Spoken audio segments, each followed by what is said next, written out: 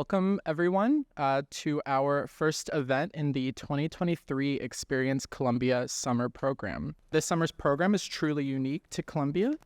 Karen Green, curator for comics and cartoons and lecturer in English and comparative literature, will lead us through the history of the graphic novel. We're so proud to kick off this series today with Professor Green in conversation with Professor of French Aubrey Gabel, for BD and comics, from journalism to global politics. And now I'll turn it over to Professor Green.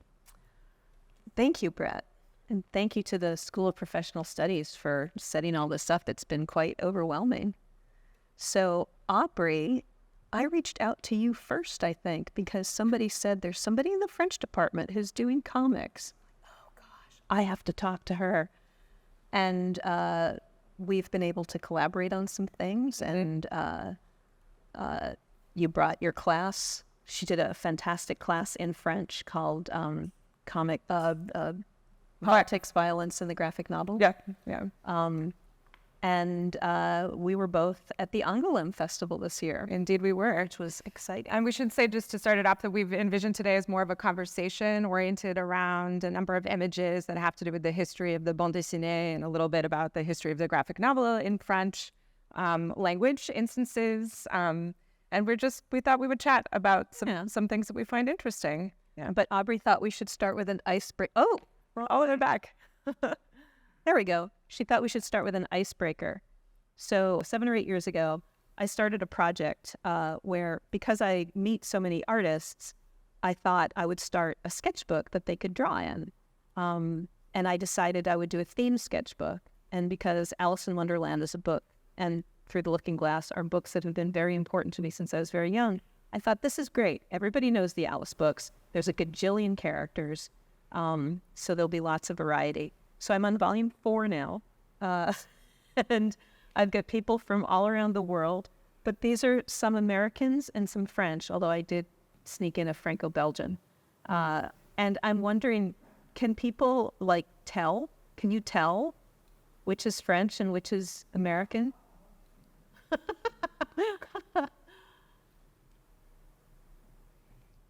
I'm guessing that silence means no, so I'll tell you.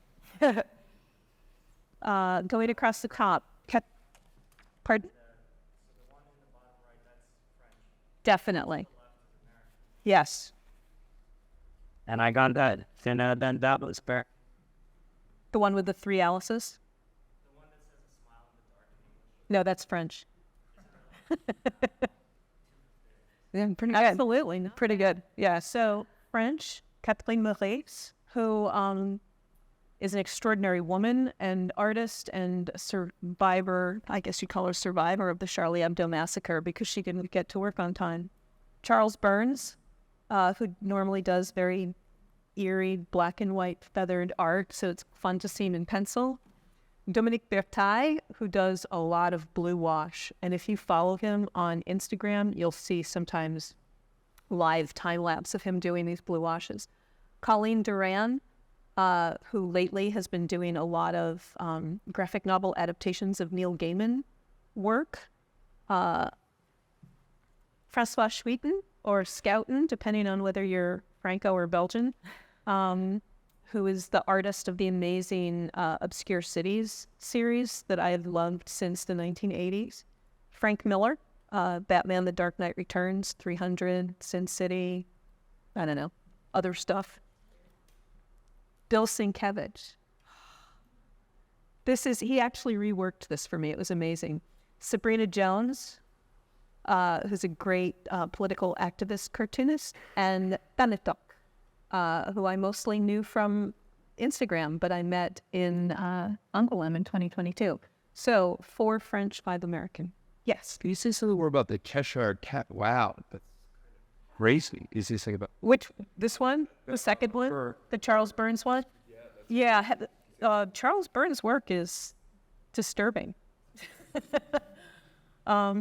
So it's usually done in very stark black and white with lots of feathering effects. Mm-hmm. Black Hole, El Borba, and others. But he did this in pencil, and I was very touched. But we should talk about other stuff now, don't you think? Yeah. So I thought it might be helpful to think for just a second about bande dessinée as a term, so literally drawn strips. A term that I think originated really in the 1930s, but was popularized in the post-war period. Sometimes refers to comics, sometimes refers to comic strips. Conventionally also refers to graphic novels, because graphic novel is not a term that has been popularized in the same way. It was a marketing term in the US, not popularized in the same way in France or in Francophone comics in Belgium, etc. So it actually refers to a wide array of different kind of media that I think are all related by aspects that of what we think of as comics. So those elements like frames, drawn in strips, they're sequential, they happen in a particular order. That's in order, sorry? Speech balloons. Speech balloons, phylactère in French, oddly. Some combination of hand-drawn art and typographic or hand-drawn text. And there are certain features that the comics theorists often draw attention to. The idea that time is extrapolated into space. So the arrangement of the sequence is what allows us to perceive time, to understand that the story is moving forward. But it's a really interesting form because there's some French specificity to it. We could talk about, and when I'm saying French language, French Belgium, Franco-Belgian primarily, but also French Canadian. There's a pretty substantial tradition, and of course, anywhere in the Francophone world, so there are comics now. But I think it's interesting because there is some French specificity to the tradition. Did you want to click to? Oh yeah, we have a couple of different images about different kinds of styles that we think of when we think of French bande dessinée. So ligne claire, right. Often uses stark lines, flat colors. Best known from Tintin. Best known from Hergé, the Belgian artist Georges Prospero Remy. Hergé in his Tintin series. And then ligne claire is, one of those that kind of, it originates in a particular place and time. But it's spread. And it's spread dramatically. And one of the current best known practitioners. Exactly. Sparta. Exactly. Dutch. Exactly. There you go. Yeah. Something else about the French comics experience, I guess you'd say, is the way that they release long form. So in America, you generally, if you're doing a long form story, you draw it and you get it published and it comes out and it's 200 or 300 pages in your hand.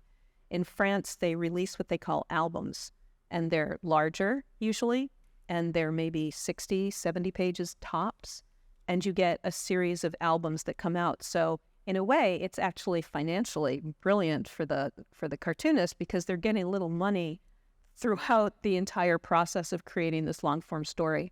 And then usually there'll be an integral that comes out that brings all the albums together. Right. Yeah, and it's really interesting to think about those kinds of transnational questions about the transnational history of the medium, that we were just talking a little bit about the extent to which newspaper strips were a phenomenon in France. There definitely were newspaper strips, lots of sort of interwar children's magazines in particular. So Tintin was first published in Le Petit Vingtième, which was an extension of Le Vingtième, the 20th century, the Little 20th Century, which was a conservative Catholic magazine that was, was a kind of moralizing Catholic propaganda. There were other magazines that also had strips. Cœur Vaillant, Âme Vaillante, I think. There was one aimed at an audience of girls and another at boys. So you have these certain kinds of interwar comics, but then build into a comics industry during World War II. But then the thing that doesn't happen in France, and I think that's what you're pointing at, is that there isn't really a cheap comic book era in the same way. Because the albums tend to be larger formats, nicer prints. There were a lot of bande dessinées that were serialized, so they were printed in magazines, published in magazines, but there wasn't necessarily the same kind of really cheap comic book that you could buy on the stand in the exact same way. At least for me, I think. We have that I bought in Paris, an issue of Stigépus. Yeah. Which is Stigépus. You're right. Yeah. Stigépus. And it's larger than the standard American comic book. Yeah. But the thing that was interesting... And that's pre-comic book, because that's the 1920s, right? Absolutely. Yeah. Well, yeah, that's true. Comic books in America really start around 1935. Yeah. So what's interesting to me is that I always assumed that the French had been revering comics for like decades and decades and decades, whereas in America we had this horrible moment in 1954 when comics were deemed to cause juvenile delinquency and the publishers banded together to create a code like the production code in Hollywood, and anything remotely controversial or potentially scary was just eliminated. As a result, since every comic published was basically geared at a 7-year-old, the reputation of comics is that they were for 7-year-olds. So I was talking to someone, I think, from the museum in Angoulême, saying, gosh, you guys have loved, comics forever and respect. They're like, no, 1970s. It was for kids before. It was Pilot and Spirou and and we could we could click forward to those slides, or we could get to it in a minute.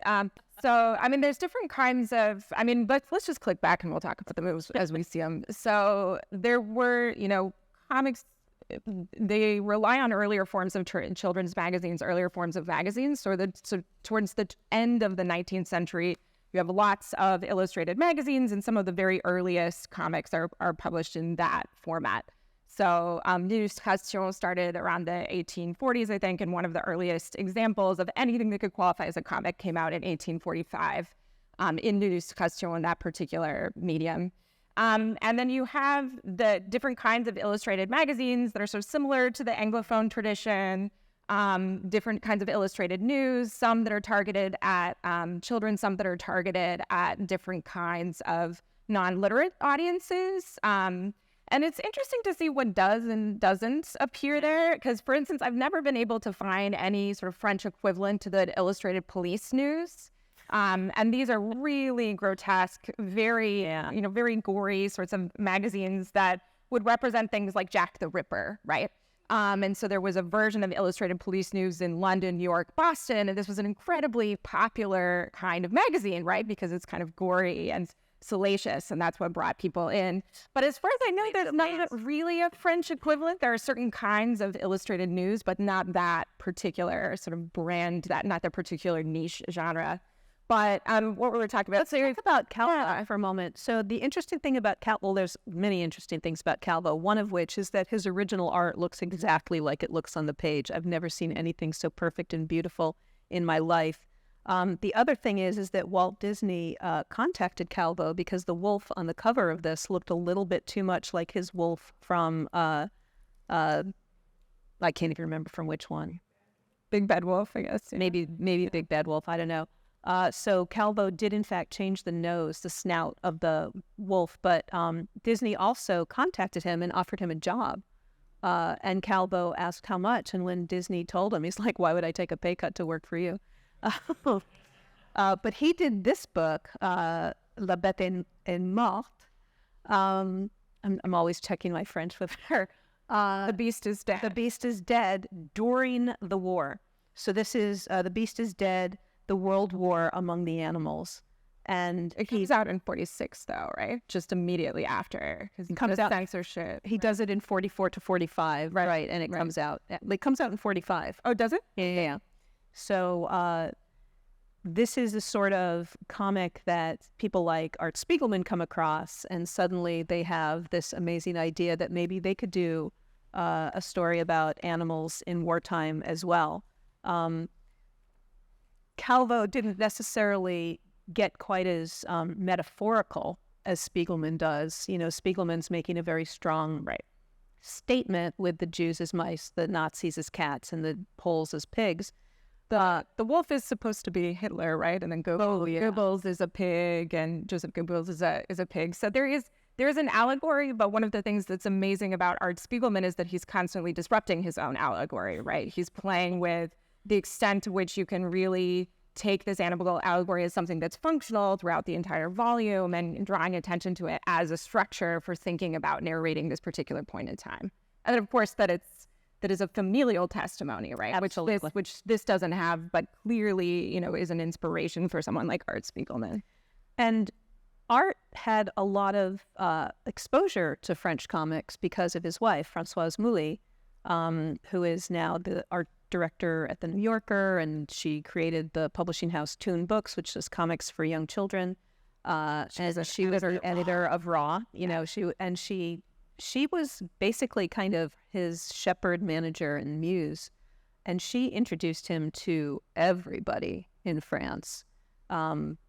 And he also, speaking of Joost Zwarte, Raw was coming out about the same time that Zwarte was editing Tante Lenny, which was a similar kind of alt comics magazine. So you see these networks kind of spread, these intercontinental networks spreading. And we mentioned at the beginning, we were talking about the international festival at Angoulême. Angoulême is a festival that's been started it was 1973. This was the 50th anniversary this year. Okay. And so a festival that brings together different kinds of graphic artists from all over the world, has become an industry festival, but also brings in specialists, artists, fans, you know, this really incredible, enormous festival. Families. It's an amazing, the entire town becomes the festival. There's exhibitions in every museum, in the town hall, in the cathedral. All the stores have comics in their windows, regardless of what they sell. On a lot of the buildings, there are windows that are painted over that have been turned into comic strips. There's like a great Zepp one that has Tituf in 4 panels going down, imagining what he wants to be when he grows up. It's this old medieval city and there's murals on so many walls. Like Philippe Plouillet has done a mural. Goscinny has done a mural. It's just, they're incredible. Yeah. Go. But what made me think of it is when you're talking about the kind of like transnational network of comics production or comics artists, there have been festival research, winners in recent years, like Julie Doucet. That's right. Who was plugged into the French, Canadian, and Anglophone scenes. And so she has these moments in some of her early works, like My New York Diaries, where she talks about glimpsing Art Spiegelman and Françoise Mouly at a party and having this incredible moment of like, maybe I'll finally get my zine published in a magazine, in an adults comic magazine, and this sort of incredible moment. But it's also really interesting because you see these figures like a French Canadian who was simultaneously publishing in the avant-garde sort of adults comic scenes in the US and in France. And then has become, one of those sort of figureheads that has become important for establishing Canadian presses that do translations like Drawn and Quarterly. But they've also given the prize to just regular Americans, without necessarily any French influence. Chris Ware was. So basically, you win the grand prize, and that makes you the president of the following festival, and they do a massive retrospective exhibition, and you show up and talk. Yeah. Crumb was a president one year. Bill Watterson from Calvin and Hobbes was a president. So very well-known American cartoonists can also, but French-Canadian, that was actually kind of impressive. Yeah, it's the French. Well, and we have an image of hers, so maybe let's click to the next one. Do you want to talk about this a little bit? So this is still talking about wartime publications to give some context for something like Calvo. But this is also talking about the phenomenon of Disney comics in Europe, which are vastly more popular there than they are here. So these are Disney comics in pre-war and today in France. There's but it's not just France. There was a man, sadly gone now, named Wolfgang Fuchs, who edited a German magazine devoted to Donald Duck. Oops. And I think one thing and just again to think about the long history of something like Maus, when France was when we were in Vichy and Nazi occupied France, something like the Mickey Mouse comics was actually a propaganda venue. So it often had a little statement at the back, from the Maréchal Pétain. So an indication that, we're getting some sort of Vichy propaganda right front and center in the comics. And so it's interesting to see someone like Calvo publish an animal allegory immediately after the war, because it's responding to this idea that the medium had become propaganda to a certain extent, and then had that history as propaganda in conservative Catholic magazines where Tintin started, where some of Hergé's earliest pro-colonial texts were published, like his Tintin in the Congo. Just again, to have the sense of this sort of interesting history of the medium. This is another example of the influence of Disney comics in Europe. This is a young Jewish man named Horst Rosenthal who was arrested, sent to the detainment camp in France called Geur. And he drew 3 little comics while he was there. This one is Mickey at Geur, and it's basically, he's kind of introducing Mickey to the camp. There's a second one where it's kind of like a guide to the camp, and done in a very, like, the guards are these lovely men who wake you up really early so that you can get started on your day. And there's a third one that I can't remember what it's about. There's a wonderful book about them. And you said it was a work camp, right? Right, but then he was sent to Buchenwald and he died. He died very young. But this is just, I mean, that's actually a pretty good rendition of Mickey Mouse, I have to say, considering he's doing it on, like, cheap, stolen paper. But this is Disney Comics in America. Gosh, I'm having a hard time with this, but I've got this thing right in front of me. So kind of, again, early ones and contemporary ones. But this is actually the last issue. They discontinued the Walt Disney Comics. 2007 was the last issue. Yeah. Still going strong in France because they love it. They love their animal comics. Love their animal comics. Next comes... I kind of got ahead of myself because I've been pushing us to think about the kind of long history of the medium. So one of the discussions that comes up in the French language scholarship around bande dessinée and comics is if it was ultimately a French language form, if French speakers can own the original creation of comics. And when they make this kind of claim, they're thinking about the origin of the comics in the Yellow Kid comics in the 1890s. They're thinking about comic strips in the 1890s, the various kinds of rivalry between Pulitzer and Hearst to have ownership over the Yellow Kid. But there is this very interesting, and a couple of very interesting outliers in the history of similar illustrated magazines and mediums, and one of these is the Swiss artist Rodolphe Töpfer. So for people who were raised in France, you typically know him because he has a book called Les Voyages en Zigzag. It's a travel journal about doing recreational hikes in the mountains. He was the director of a boarding school for a bunch of boys, so he did different kinds of illustrated books about traveling with his boarding school students. But he is a really interesting guy because he was also sort of beginning in the late 1820s making all these hand-illustrated art books. And they're books that feel a lot like a comic before a comic existed. He called them autolithography, so like autolithography. And he used his own crazy method that is still not fully clear to me how it works. But basically, he had a drawn original. He did a reverse image to print it, and then another reverse image to print it back. So with a double reverse image, it means that the actual prints of the comics were not mirror images. They were the original orientation. So that's usually one of the big giveaways that it's something that he made. And basically, these hand-illustrated books started to circulate among friends within a certain kind of Genevan cultural elite, remembering that Geneva is a Calvinist republic at the time and had been since the Protestant Revolution, more or less. And so his books make their way over to someone like Goethe in Germany. And then because Goethe really likes them, they start to get published as books proper. They start to circulate a little more. There's a kind of small run prints. But of course, what happens very quickly is that demand outpaces supply, and you have a lot of different kinds of imitation comics that are made. And what's incredible is it reminds you of the specificity of the printing technology of the time period. So it was very hard to produce multiple copies of a hand-drawn, hand-lithographed object, right?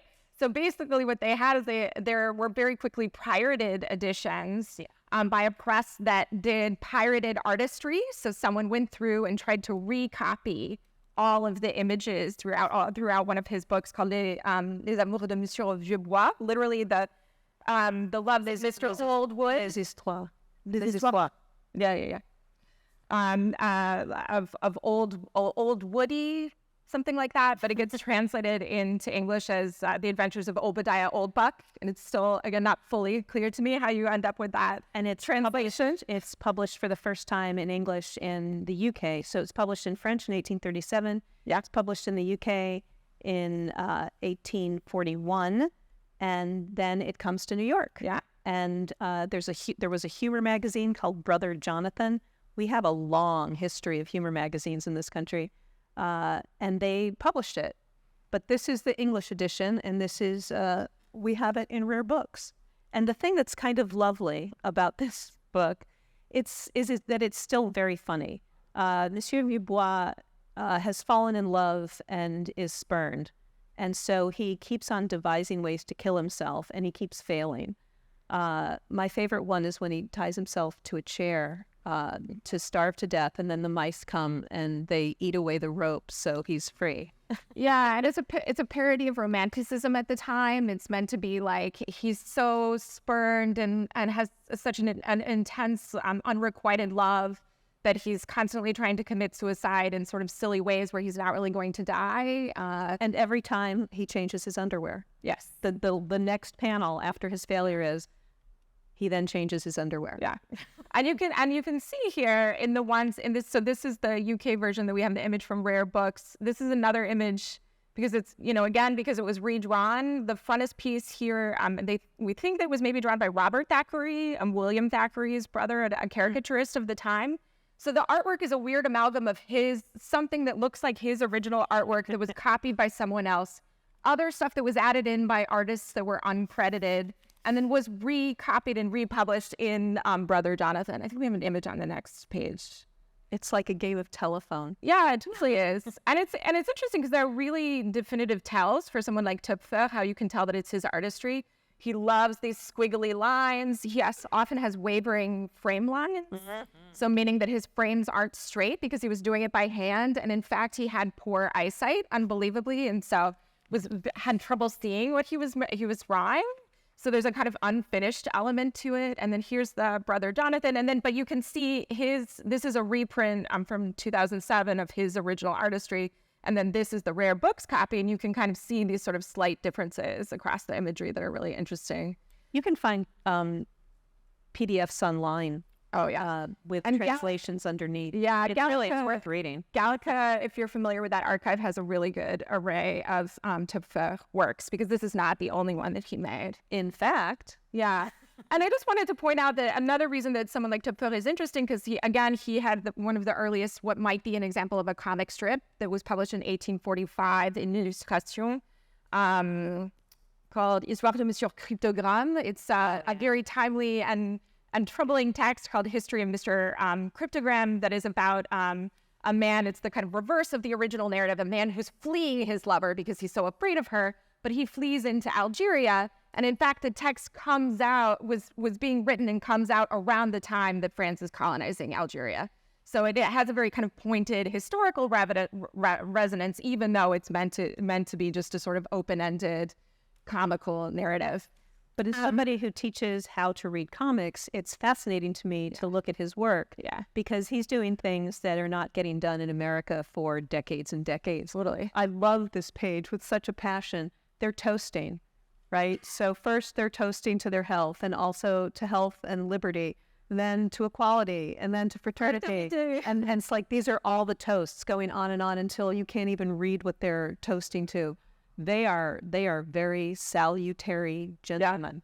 And this one in particular is also very interesting because we could think of it as an early example of a political graphic narrative.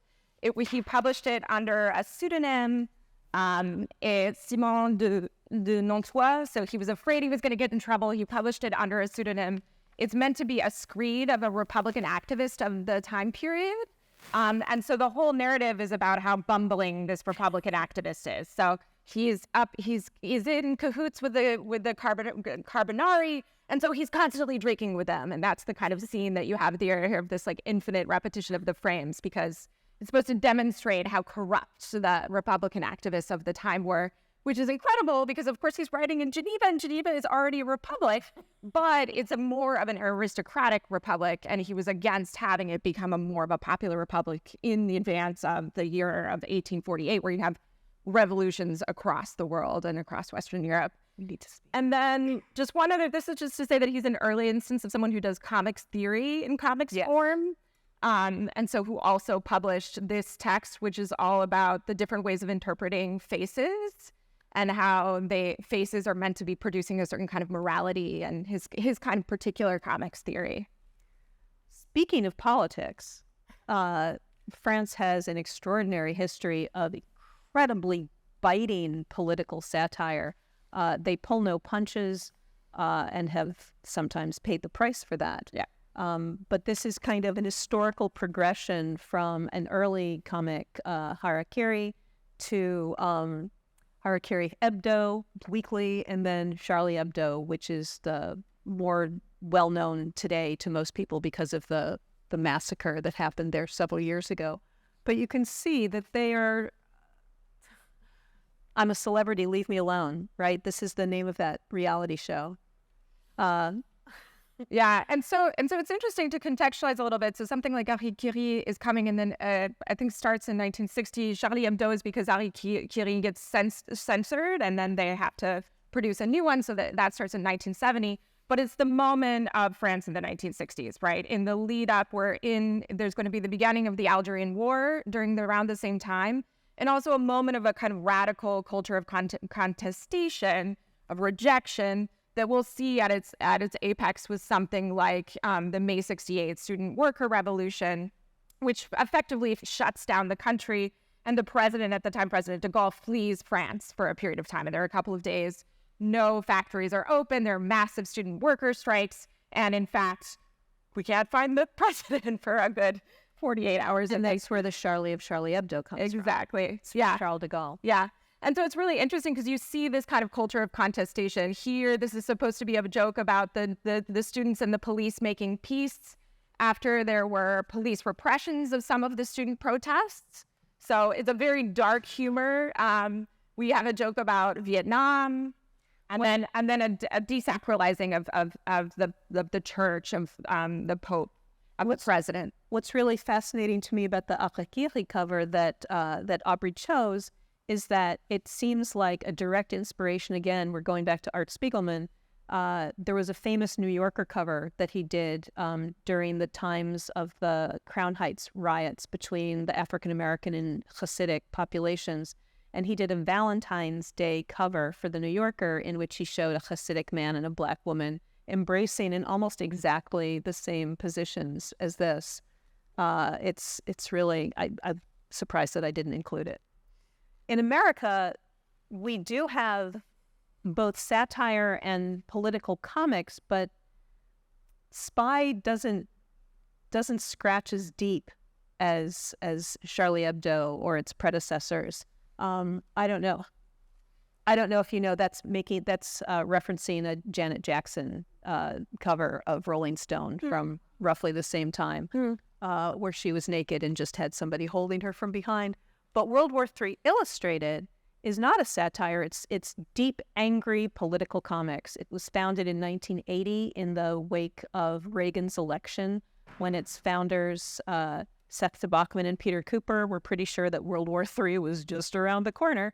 And it's still going. The latest issue 53, they just had their release party last weekend. Wow. And they make no profit from it. They take the proceeds from every issue and put it into the next issue. The issues are themed. This one was about food and corporatism and food. And I think the current one, no, I'm blanking. I can't remember what the current one is. But they have a guest editor who is passionate about that theme, who brings people together. And they've got kind of a stable of regulars. But when they had their issue devoted to Arab Spring, they brought in a lot of Middle Eastern cartoonists, Egyptian, Tunisian, etc. Because who better to comment on Arab Spring? And just beautiful, angry stuff. I mean, sometimes it's funny, but mostly it's really angry. Yeah, and the legacy of this underground comic scene is really interesting. I mean, there. I feel like there is some overlap in adult comics when you talk about things like heavy metal, where there was a kind of French element. There was a French version and an American version.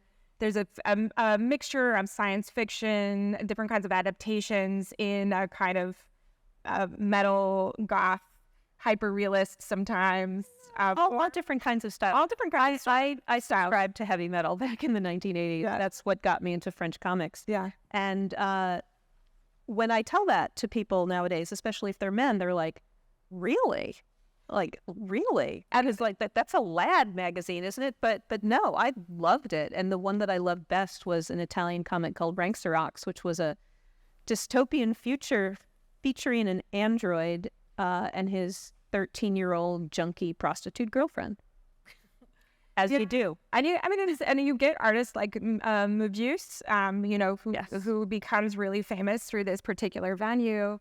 But there is also a huge number of people that we think of graphic novelists today in France who started in children's magazines, left children's magazines because they found them too narrow, moved into the adult genre. And then from there, someone like Jacques Tardy, who has World War II comics, he has a whole series of comics about different historical world wars, World War I, World War One II, as well, absolutely. The French Commune. He first started publishing in adult comics magazines like À Suivre or L'Echo des Savanes, and that's kind of exemplary of that kind of long movement that we see. And I want to say that a lot of the cartoonists that we reference in the French milieu, we have in the graphic novel collection, possibly only in French, but very likely in French and English. So Jacques Tardy, for example, it was the War of the Trenches, is one of his World War I comics.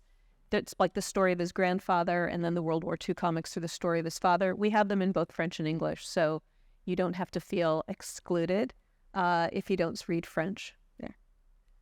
But speaking of politics, again, longer form. We need to move through our slides a little quicker. Yeah, I think we do. Okay. So this one, this is a really interesting by a Franco-Italian artist who I think this piece came out this album came out in 1990. I forget if it was serialized. It probably was. But that is about October 17th, 1961, which was massacre by the French police of peaceful Algerian protesters in Paris that were protesting in favor of Algerian nationalism.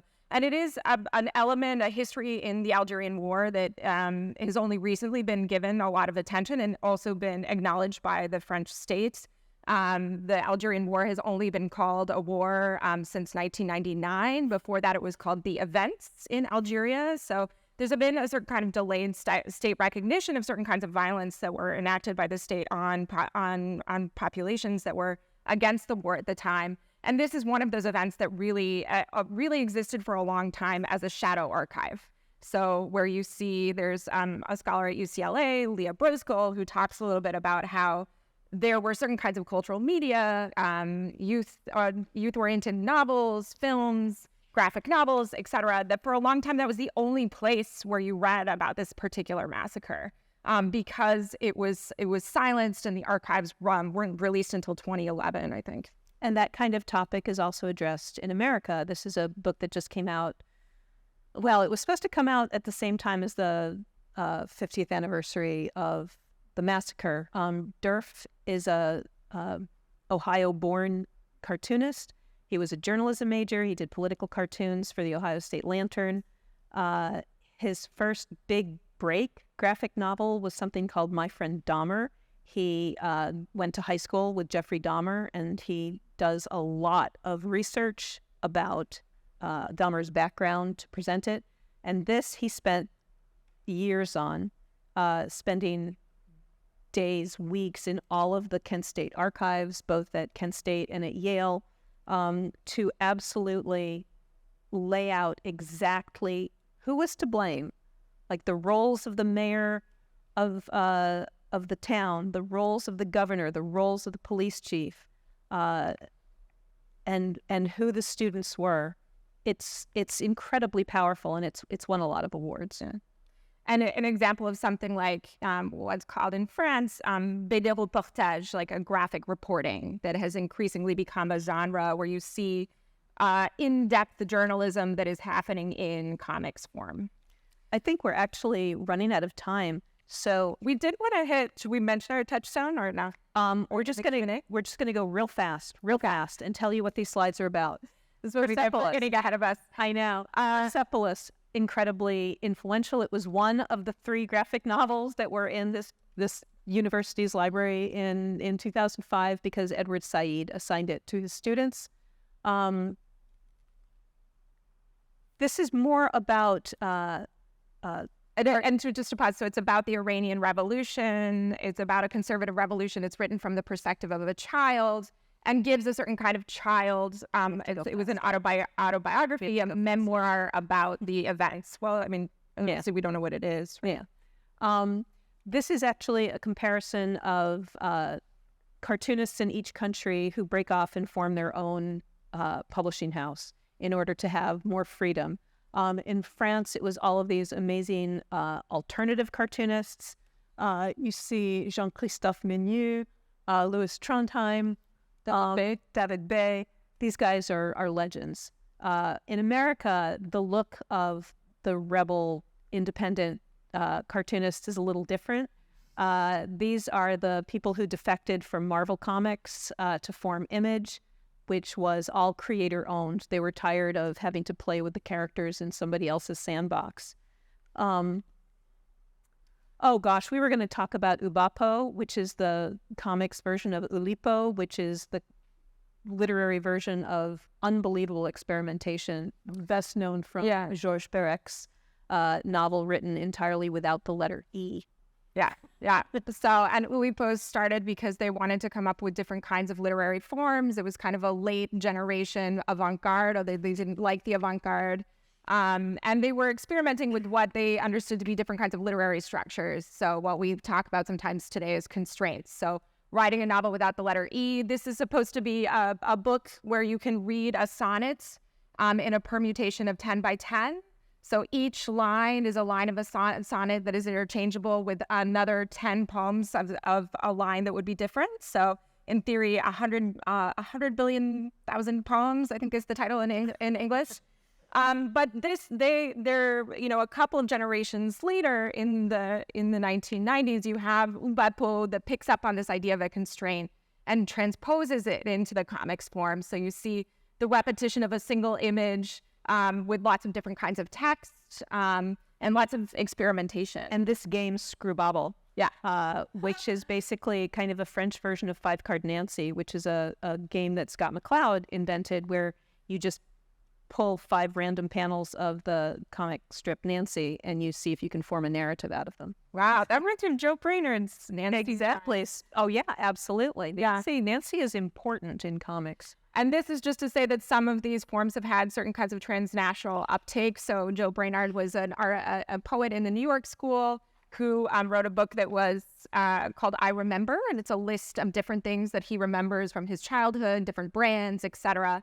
It gets picked up internationally in all different kinds of spaces, including comics. And this is a version of the form Je me souviens, but in Je me souviens de Beirut, I Remember Beirut, by Zena Birached, the Lebanese artist, where she's talking about the long history of civil wars in Lebanon and using this particular constraint form. I remember this element of living there during the war, etc. And that notion of constrained comics has been picked up by several alternative cartoonists here in America, most notably Matt Madden, who does unbelievably brilliant meta graphic novels, the most recent one being Ex Libris, highly recommended, and Tom Motley, who does comics for the Brooklyn Rail, who has this series called Tragic Relief, that he does all sorts of things, like perhaps dialogue that all the words are in alphabetical order. We were just going to talk about how both countries are really bad about honoring women in the field. Although, and these were the only 3 women who've ever won the Grand Prix at Angoulême. And you can see one was 2000, then it was a really, really long time. And then these are a couple of examples of that genre of comics reporting that I was talking about. So a comics journal that specializes exclusively in comics journalism that has existed since 2011 is currently going under. So if you would like to subscribe, you always could and keep them alive. But that has been the venue that we've started to see a lot of different forms of ecological journalism in comics in particular. And again, ecological journalism happens in both countries. And finally, if you are in Butler Library, there is another example of graphic reportage, of journalism, of memoir, exhibition in the cases on either side of the circulation desk on the third floor about global displacement and comics. That Much longer is that up? Oh, forever. Oh, Anyway, we went way too long and way too fast at the end there, and I'm so sorry. But are there questions? I think she's going to give you a microphone. Can you just pass it down to her? Yeah. I'm fascinated by your talk. This is like maybe even off topic, but at Columbia, is there any program in your School of Professional Studies or continuing ed that covers this subject matter of graphic novels and et cetera? I'm an artist, and I'm very interested in learning more about. Well, I teach a course in the summer session called Comics, Reading the Medium, which is basically how to read a comic by recognizing the tools that a cartoonist used, the decisions that they make that help propel the narrative. So it's like doing a close reading, but of comics. Aubrey has taught the class that I mentioned before, Politics, Violence, and the Graphic Novel. There's a course called The American Graphic Novel that's co-taught by Professor Jeremy Dauber and Paul Levitz, who's the former president of DC Comics and a prolific comics writer himself. And there are other courses that incorporate comics. These are, I think Rachel Adams teaches graphic medicine, so it's a little bit more about different kinds of graphic illness narratives having to do with illness, or within the field of graphic medicine, sometimes there are different kinds of pedagogical comics that are intended to be training materials for doctors and nurses, or to push back against certain kinds of medical discourses about how to act and behave in medicine. Do you have classes about producing graphic? we do not. And I have had students ask in the past if we have any courses cross-listed with journalism, and we don't. I tried very hard to get School of the Arts to think about this, but I'm a librarian. I don't have much clout. Other questions?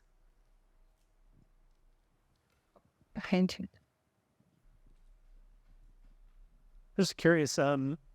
So why do you think sort of French comics haven't taken off in the mainstream in America like the same way, say, like Japanese manga have over the past sort of 20 years? Manga is just a phenomenon everywhere. It's massive in France as well. France, I believe, is now selling more translated manga even than BD. And in America, it sells more than American comics. It's just a global phenomenon. Yeah. And there are some things that you can only find in French translation and not in English translation, because there is such an enormous manga market in France. I mean, I think one way to think about it is that within the Francophone world, it's much bigger than you think it is. A second language, one of the most commonly taught most commonly learned second languages for a huge portion of the globe. So, I mean, it is a massive industry that is certainly on par, especially when you're thinking in terms of Franco-Belgian comics in particular. I think something like Canadian comics are a slightly more niche, but they tend to be more bilingual too. You see an artist like Guy Delisle, he's a Canadian artist that does a number of travel logs, and then kind of goofy books about being a dad. But he traveled with his wife who worked for Doctors Without Borders. And he had a book about the time he spent working as an outsourced animator in North Korea called Pyongyang. And that book has gotten absolute international success. So there are definitely individuals who are very well known internationally. And I think he would qualify. Marjane Satrapi, the author of Persepolis, which has also been adapted to an animated film. That she is someone that is a global figure in some ways. Joanne Sfar, who does the Rabbi's Cat series, and then has done a number of other things. There are definitely individuals who I think rival in their readership. Yeah. For a long time, there were really only a couple of publishers who published French comics in translation. Yeah. The main one being NBM. There are a lot more now. Fantagraphics started doing it. The then president of IDW went to Angoulême one year and his brain exploded, and now they're publishing stuff in translation. And Charlie Kochman, the editor of Abrams Comic Arts, which Abrams has just spun off into a division for which he is the head, is definitely interested in publishing more translations. So, and drawn in quarterly. Yeah. in Montreal. They do really cool stuff. I think I'm just sort of obsessed with their line. And the other thing that's happening now that's quite interesting is that as comics gets institutionalized in certain ways, you're seeing imprints that, for example, graphic medicine imprints that increasingly have a number of translations as well. So there's this interesting kind of dovetailing between maintaining a certain kind of comics history, comics syndicate, certain kinds of underground comics, and then the professionalization of certain kinds of comic venues that have also produced new places where people are publishing and being translated.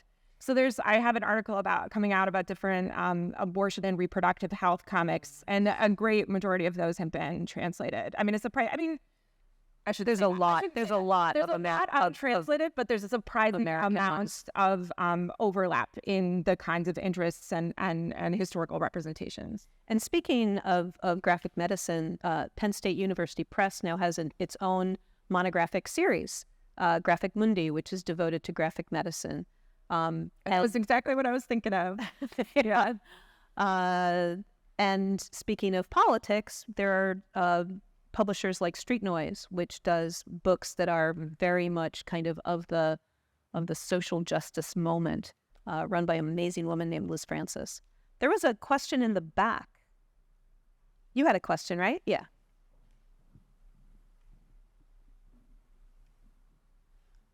So in the previous slide, I saw that the comics medium was even used for serious storytelling. Uh-huh. And I was wondering if there were any instances of the comics medium being used in some unique ways that even maybe like shocked you. I'm not. You're speaking very quietly. I'm not hearing you. Sorry. Can you hear me? Yes, that's much better.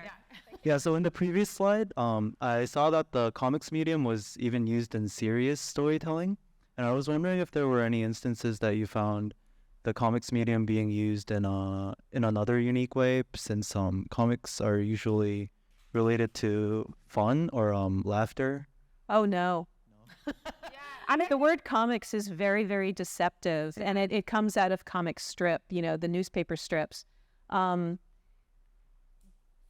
kinds of books that we have in our collection, they're about any topic you can imagine. We have like a collection of graphic novels about the Fukushima disaster. We have graphic novels about every war you can think of. We have graphic novels about massacres. We have graphic novels about illness, unbelievable, horrific illnesses. We have coming out as gay, coming out as trans. So you name it. Memoirs, graphic reporting, graphic medicine. I'm trying to think. And then there's weird experimental stuff, which we didn't really talk about. We didn't even talk about. But things like the history of wordless comics or wordless woodcuts. You see those with someone like François Serret and Lynn Ward and Lynn Ward, exactly. Yeah. So and things like playing with three-dimensionality. That's something that I feel like you can see where it's like kind of weird experimental elements. Comics that are only text, it exists. Abstract comics. Yeah. Art Spiegelman just keeps on coming up, but Art Spiegelman became fascinated with these wordless woodcut novels, Franz Mazarel, Lind Ward. And if you've read Mouse, you may remember there's a section in the middle called Prisoner of the Hell Planet, which is about him discovering his mother's dead body after she committed suicide.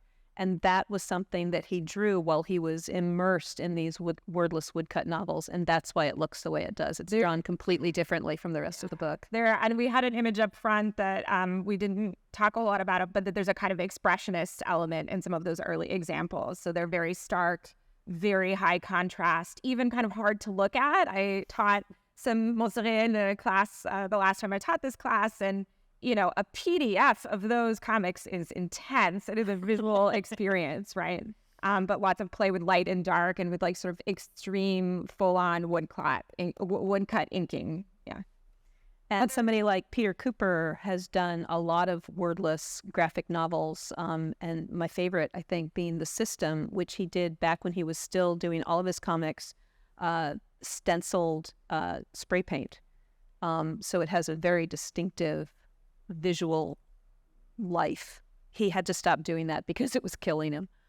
Fumes. But I think your question is really interesting because it's one that I get a lot from students. Like, isn't the idea behind, a comics narrative of some form? Isn't the idea to make it accessible? Isn't the idea to popularize it and make it available to children? Nah. And it really depends, right? Clearly something like Persepolis is in part courting a kind of preteen audience. Clearly it's not intended just for adults. But then there are other things, graphics reporting, that are perhaps a little more niche and that aren't specifically, they are seeking to popularize certain kinds of, for instance, you see something like graphic ethnography. So graphic adaptations of everything has become a thing lately. So graphic adaptations of the ethnographies of the police, for instance. That's one that I've seen recently. The Parisian police, and that really is intended to popularize, is to draw attention to something that most people won't read, because Didier Fassin's work on the police is 500 pages long in French and small print, and the idea really is to bring it out to a bigger audience. But it really depends. It's not always about popularizing, and I think arguably with some of these more avant-garde stuff, there's a question about playing with different kinds of audiences, which is why we like to use the term medium. Yes. So as a reminder, It's not a genre. Comics has always had westerns, it's always had noirs, it's always had adventure and super Romance, it's always had the generic city that you see in literature. Absolutely. Other questions? Well, it's a comment. Even the lady who was wondering to do a war for the economics. Stop not cloud. You got the Yeah. folded sequential art. It's happening. That's okay. Are there any other questions? Yeah, several books, in fact. So yeah. Yes, he has at least 3. Yeah. Understanding, reading, and there is a graduate of this institution, Nick Susanis, is he at SF State University? Yeah, San Francisco State University. Yeah, that does teach comics, and I don't know if his courses are ever online, but They're not. Really interesting guy who did the first dissertation in comic form, and who you know better. Right. So he did his dissertation at Tictus College in comics form about the importance of visual literacy. He and I got to be good friends. When Columbia created the job of curator for comics and cartoons, I was interviewed for the alumni magazine, and then they said, wouldn't it be cool if we published this as a comic? And I said, sure. Do you have an artist in mind? And they said, no. Do you? And I said, Nick Susanis, because he knows Columbia and he knows me. And he said no twice, but the third time I think they threw enough money at him that he said yes. And that comic ended up winning an Eisner Award for Best Short Story in 2018. So my life is award-winning. And thank you for coming in the weird weather we've had.